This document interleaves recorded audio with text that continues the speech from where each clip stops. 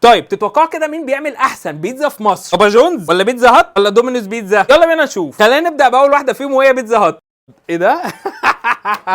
بتهزر يعني دي ب 100 جنيه؟ ده كده شكل السلايس بتاعنا.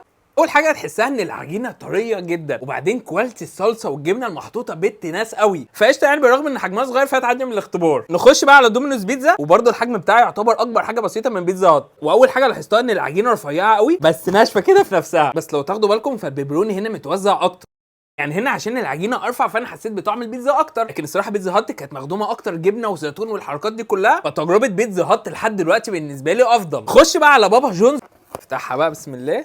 اوبا، اهو ده بقى منظر بيتزا البيبروني اللي انا بدور عليه.